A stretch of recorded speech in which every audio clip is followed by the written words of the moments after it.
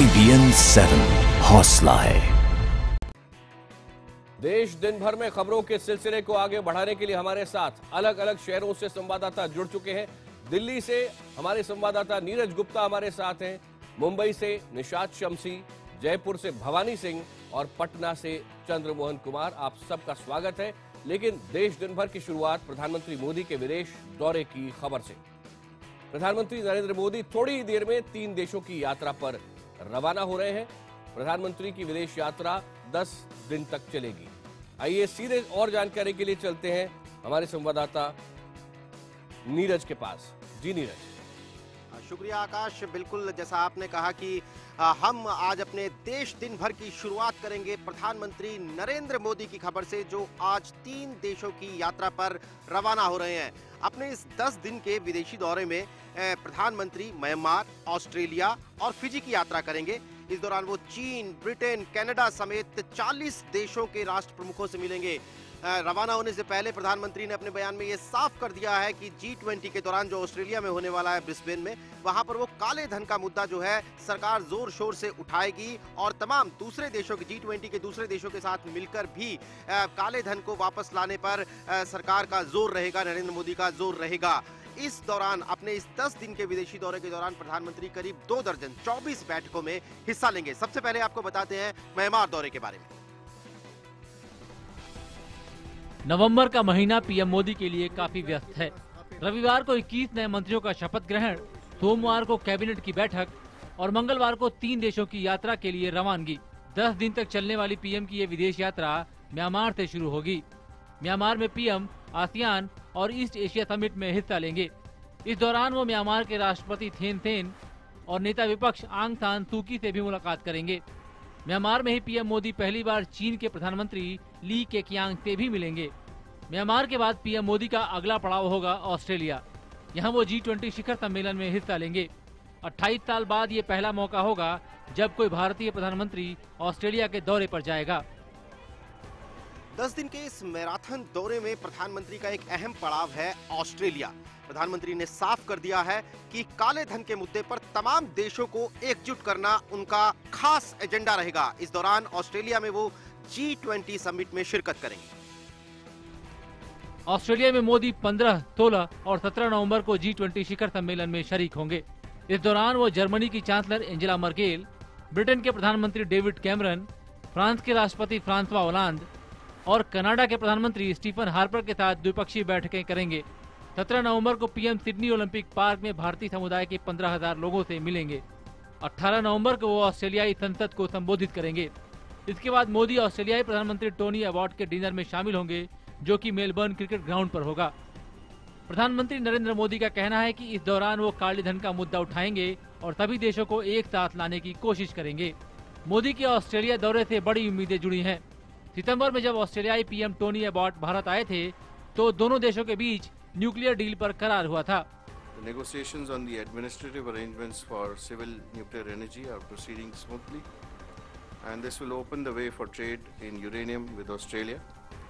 There is interest in Australia to engage in our mining sector. 19 नवंबर को PM का Fiji दौरा शुरू होगा। इस यात्रा का मकसद दक्षिण प्रशांत क्षेत्र में आपसी सहयोग बढ़ाना है। इस विदेश दौरे के बाद नवंबर के आखिर में पीएम मोदी नेपाल में होने वाले सार्क सम्मेलन में हिस्सा लेंगे। पाकिस्तान के प्रधानमंत्री नवाज शरीफ भी यहां मौजूद होंगे। हर किसी की नजर इस बात पर टिकी है कि क्या सार्क सम्मेलन के बाद भारत पाक रिश्तों में आई कड़वाहट खत्म होगी या और बढ़ेगी। 3 देश, एक उद्देश्य, मोदी का अश्वमेध। IBN 7 पर सबसे बड़ी कवरेज। देश के अलग अलग हिस्सों की खबरें जानने के लिए हम अपने तमाम संवाददाताओं के पास चलेंगे, लेकिन फिलहाल नाइजीरिया के खूंखार आतंकी संगठन बोको हरम से जुड़ी खबर जानने के लिए हम चलते हैं स्टूडियो में तेजस्वी के पास। शुक्रिया नीरज। और आपको बताते हैं अफ्रीका से ये बड़ी खबर, जहां पे नाइजीरिया के सबसे बर्बर आतंकी संगठन बोको हराम के एक ताज़ा हमले में 47 बच्चों समेत 48 लोगों की मौत हो चुकी है। स्कूल में हुए आत्मघाती हमले में 80 लोगों के जख्मी होने की भी खबर है। उत्तर पूर्व नाइजीरिया के पोटिस्कम कस्बे के साइंस एंड टेक्नोलॉजी स्कूल में बोको हरम के आतंकियों ने आत्मघाती हमला किया। इस हमले में 48 लोगों के मारे जाने की खबर है, जिनमें से 47 स्कूली छात्र हैं। इस हमले में करीब 80 लोग जख्मी हुए हैं। जानकारी के मुताबिक आत्मघाती हमलावर स्कूल यूनिफॉर्म पहनकर भीतर दाखिल हुआ था और बच्चों के बीच पहुंचकर उसने खुद को उड़ा लिया। जिस वक्त ये हमला हुआ उस वक्त स्कूल कैंपस में 2000 से ज्यादा छात्र मौजूद थे। जांच एजेंसियों का कहना है कि इस हमले के पीछे बोको हरम के आतंकियों का हाथ हो सकता है। हालांकि किसी संगठन ने अब तक इस हमले की जिम्मेदारी नहीं ली है। प्रधानमंत्री नरेंद्र मोदी ने भी ट्वीट कर इस हमले की निंदा की है। पीएम ने लिखा है कि नाइजीरिया में हुआ हमला कायराना और निंदनीय है। मारे गए लोगों के प्रति संवेदना व्यक्त करता हूँ। घायल लोगों की बेहतरी के लिए प्रार्थनाएं। पश्चिमी देशों से प्रभावित एजुकेशन सिस्टम का विरोध करने वाले बोको हरम के आतंकी पहले भी स्कूलों को निशाना बना चुके हैं। इसी साल अप्रैल में बोको हरम के आतंकियों ने एक बोर्डिंग स्कूल से 200 से ज्यादा लड़कियों को अगवा कर लिया था। उन लड़कियों का अभी तक पता नहीं चल पाया है। और देश दिन भर में अब खबर लेते हैं महाराष्ट्र की। रुक करते हैं निशात शम्सी का। महाराष्ट्र में बीजेपी से जारी टकराव के बीच शिवसेना ने नेता विपक्ष पर अपना दावा ठोक दिया है। फडणवीस सरकार को 12 नवंबर को सदन में अपना बहुमत साबित करना है। 2 दिन का वक्त बचा है, लेकिन अब तक इस मसले का हल होता नहीं दिखाई दे रहा है। नारंगी साफे में सजे धजे शिवसेना विधायक बाजे गाजे के साथ विधानसभा पहुंचे। सदन में आकर जब उन्होंने जय शिवाजी के नारे लगाए तो जवाब में बीजेपी विधायकों ने भी जय श्री राम का नारा उछाला।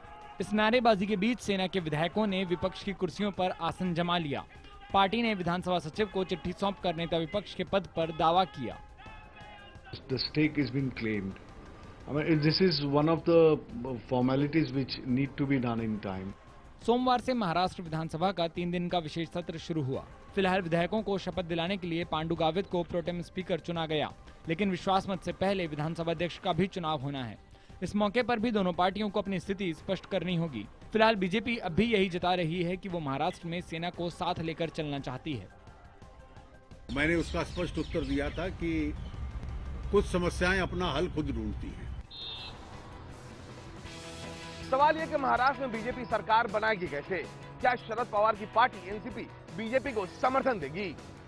वैसे भी शरद पवार लगातार बीजेपी से अपनी नजदीकी बढ़ाने में लगे हैं, जिसे देखते हुए उद्धव ठाकरे ने पवार को डेंगू का मच्छर कहकर अपना तेवर दिखा दिया है। शरद पवार ने एक बार फिर ऐलान किया है कि वो महाराष्ट्र में सरकार बनाने के लिए बिना शर्त बीजेपी को समर्थन देंगे। पवार ने इशारे में ये भी साफ किया कि उनकी पार्टी समर्थन की चिट्ठी सौंपने के बजाय विश्वास मत के दौरान विधानसभा से गैर हाजिर रहकर ये काम करेगी। करण्यासाठी कमी पडलं तर आज आणि जेणेकरून सरकारला अस्थिर करता येणार नाही अशा प्रकारची भूमिका ही राष्ट्रवादी काँग्रेस पक्षाची राहील। पवार के बयान के बाद उद्धव ने एक बार फिर आरोप लगाया कि उनकी नजर बीएमसी पर टिकी है। हालांकि उन्होंने पवार पर निशाना साधने के लिए सियासत और डेंगू मच्छर का सहारा लिया। प्रादुर्भाव होईल मला माहिती आहे, कारण आज दुपारी पवार साहेबांनी बाईट दिलेला आहे, म्हणजे प्रेस कॉन्फरन्स घेतलेली आणि कदाचित आता जे आपण ऐकलं की उष्णता वाढल्यामुळे डेंग्यूचा प्रादुर्भाव वाढलाय। महाराष्ट्र में स्थिरता की दलील देकर शिवसेना और एनसीपी दोनों बीजेपी सरकार को समर्थन देने के लिए तैयार हैं और इसी होड़ में वो एक दूसरे से भिड़ भी रहे हैं।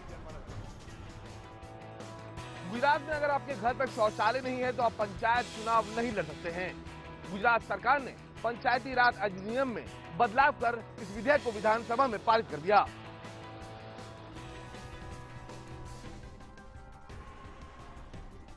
हर पंचायत प्रतिनिधि के घर में शौचालय के लिए पंचायती राज अधिनियम में बदलाव करते हुए चुनाव लड़ने की योग्यता में शौचालय की अनिवार्यता भी शामिल की गई। इसके पीछे सरकार की सोच है कि शौचालय नहीं होने की वजह से महिलाओं से दुष्कर्म जैसे अपराध को भी रोका जा सके। पंचायती राज के संशोधित इस बिल में ये भी प्रावधान है कि नगर सेवकों को भी घर में शौचालय दिखाना होगा और सक्षम अधिकारी के सामने हलफनामा पेश करना होगा। दरअसल शौचालयों को लेकर राज्य की स्थिति बेहतर नहीं लगती। इस साल अगस्त में राज्य सरकार की तरफ से पेश किए गए आंकड़ों के मुताबिक राज्य में 31 लाख घर ऐसे हैं जहां शौचालय की सुविधा नहीं है। इससे पहले निकाय चुनावों में मतदान को अनिवार्य बनाने वाला गुजरात पहला राज्य बना था। 2009 में जब नरेंद्र मोदी गुजरात के मुख्यमंत्री थे तब स्थानीय निकाय के चुनावों में वोटिंग अनिवार्य करने का एक विधेयक विधानसभा में लाया गया था। तत्कालीन राज्यपाल कमला बेनीवाल ने इसे वापस भेज दिया था, लेकिन 5 साल बाद अब विधेयक को राज्यपाल की मंजूरी मिलने के बाद निकाय चुनाव में मतदान करना अनिवार्य हो गया है। लागू होने के बाद विवादास्पद विधेयक राज्य सरकार को उन लोगों के खिलाफ कार्रवाई करने का अधिकार देता है जो निकाय चुनाव में मताधिकार का उपयोग नहीं करेंगे। देश दिन भर में झारखंड और बिहार की खबरों के लिए चलते हैं मेरे सहयोगी चंद्रमोहन के पास। झारखंड बीजेपी में नई जान फूंकने के लिए पार्टी अध्यक्ष अमित शाह रांची में चुनावी घोषणा पत्र जारी करेंगे। बीजेपी ने इसे जन घोषणा पत्र का नाम दिया है। इस दौरान वित्त मंत्री अरुण जेटली भी अमित शाह के साथ होंगे। लोकसभा चुनाव में बीजेपी की जीत में अहम भूमिका निभाने वाले अमित शाह अब झारखंड में पार्टी का किला मजबूत करने की जिम्मेदारी निभा रहे हैं। अमित शाह आज चुनावी घोषणा पत्र जारी करने के साथ साथ पार्टी कार्यकर्ताओं का हौसला भी बढ़ाएंगे। पार्टी का दावा है कि ये घोषणा पत्र समाज के सभी वर्गों के लोगों से सलाह मशवरा करने के बाद तैयार किया गया है। झारखंड के घोषणा पत्र को पार्टी ने उसको इस बार जन घोषणा पत्र कहा है।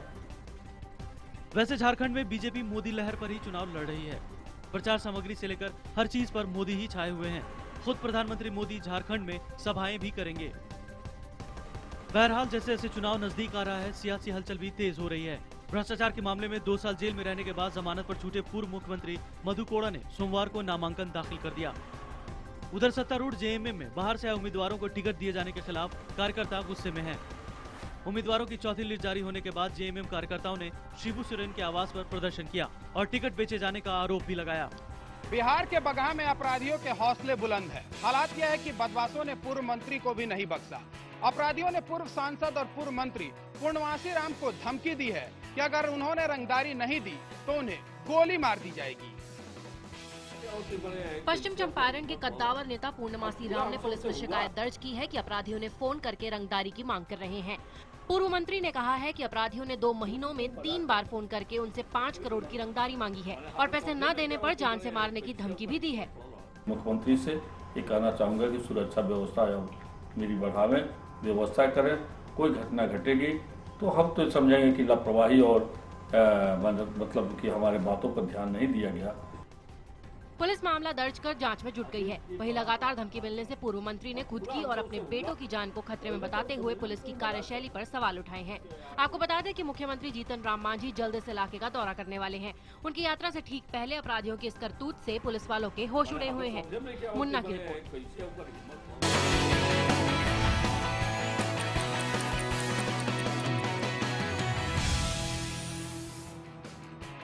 राजस्थान के भीलवाड़ा में एक अनजाने डर की वजह से गांव खाली हो गया। तांत्रिक की सलाह पर और अकाल मौतों से डरकर गांव के लोग सामूहिक रूप से गांव छोड़कर जंगल चले गए। पिछले 2 दिन से ये लोग अपने बच्चों को लेकर खुले आसमान के नीचे रह रहे हैं। भीलवाड़ा जिला मुख्यालय से 20 किलोमीटर दूर बसे इस गांव में दिन में ही सन्नाटा पसरा है। घरों पर ताले पड़े हैं। इंसान तो इंसान, कोई जानवर तक गांव में नहीं दिख रहा। दरअसल ये लोग अपना आशियाना छोड़कर जंगल का रुख कर रहे हैं। इस गांव के 350 से ज्यादा लोग एक अनजाने खौफ का शिकार हैं। इन लोगों का मानना है कि 1 साल में 35 लोगों की मौत किसी दैवीय प्रकोप का नतीजा है। तो ये इस महीने में लगातार 5-7 मौतें हो गई है, तो गाँव वालों में थोड़ा भय हो गया कि भी क्या कारण है जो अपने लगातार इसी मौतें हो रही है। ये लगातार डेथ होने के कारण लोगों में वहम पैदा हो गया और गाँव वालों ने ये डिसाइड किया कि हम एक दिन पूरा गांव एक दिन खेतों पर रहेंगे। गांव के पलायन की खबर जब जिला प्रशासन को लगी तो स्वास्थ्य विभाग की टीम मौके पर पहुंची। हालांकि जांच के बाद उन्हें किसी तरह की बीमारी का पता नहीं चला। जो इनकी जरूरत की दवाइयां हैं हमारे पास उपलब्ध, वो इनको दे रहे हैं और जिसको जरूरत होगी उसको लोग जांच के लिए हमारे सामुदायिक स्वास्थ्य केंद्र पर बुला करके इनकी जाँच करेंगे। हैरानी इस बात की है कि गाँव वालों के अंधविश्वास की राजस्थान सरकार के मुख्य सचेतक कालूलाल गुर्जर पैरवी कर रहे हैं। उनके मुताबिक हो सकता है कि गांव छोड़ने से इन लोगों की मुसीबत कम हो जाए। मैं रात को उनसे मिला हूं, उन्होंने किसी प्रकार का किसी का फॉल्ट नहीं बताया। उन्होंने कहा साहब हमारे तो लगातार आदमी बीमार होने के बाद उनका इलाज नहीं होता और मर जाता हर बार। बहरहाल ये गांव वाले इतनी आसानी से मानते नहीं दिख रहे। इनका कहना है कि अगर मौतों का सिलसिला नहीं थमा तो फिर ये हमेशा के लिए गाँव छोड़कर किसी दूसरी जगह बस जाएंगे। मध्य प्रदेश के हरदा की एक स्कूल बच्ची हौसले की मिसाल बन गई। सरोनी नाम की ये बच्ची बचपन से ही पोलियो ग्रस्त है। दोनों पैर खराब होने के बावजूद बिना किसी सहारे के ये अपने दम पर 2 किलोमीटर का फासला तय कर स्कूल जाती है। 7वीं में पढ़ने वाली सरोनी हर रोज ऐसे ही स्कूल जाती है। पोलियो की वजह से सरोनी के दोनों पैर खराब हो चुके हैं। वो अपने पैरों पर खड़ी तक नहीं हो सकती। इसके बावजूद इस बच्ची ने हिम्मत नहीं हारी। वो हर रोज बैठकर चलते हुए अपने स्कूल जाती है। सरोनी के पास ट्राईसाइकिल नहीं है, नहीं तो वो भी आसानी से स्कूल जा पाती।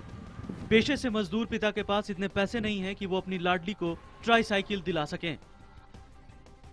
बढ़ता जाता है, इसके लिए मैं स्कूल आएगा। मेरे पास साइकिल भी नहीं है, कुछ नहीं है सर।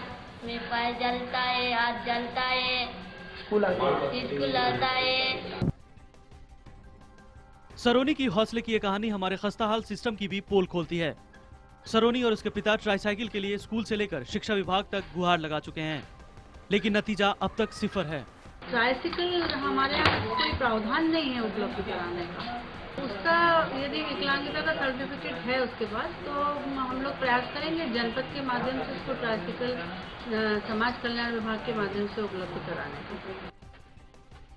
स्कूल जाते वक्त सरोनी हर रोज अपने साथियों से रफ्तार के मामले में पिछड़ जाती है, लेकिन पढ़ाई को लेकर जो हौसला और जुनून उसने दिखाया वो उसे सबसे आगे ले जाकर खड़ा करता है। सरोनी के इस हौसले को हमारा सलाम। महिलाओं के साथ छेड़छाड़ और उनके खिलाफ बढ़ते अपराध पर रोकथाम के लिए हैदराबाद पुलिस ने एक नई पहल की है। पुलिस ने 100 विशेष टीमें बनाई है जो सार्वजनिक जगहों पर महिलाओं के साथ होने वाली छेड़छाड़ पर लगाम कसेगी।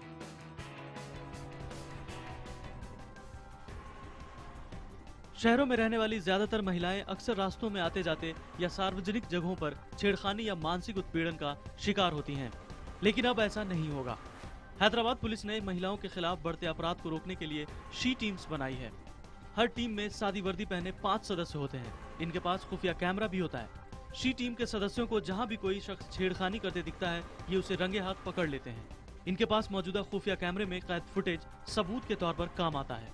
We are sending our teams and we are trying to catch the people indulging in these kind of harassment against women red-handed. She टीमें अब तक 50 से ज्यादा लोगों को रंगे हाथों पकड़ चुकी है, जिसमें नाबालिग से लेकर 45 साल के आदमी शामिल हैं।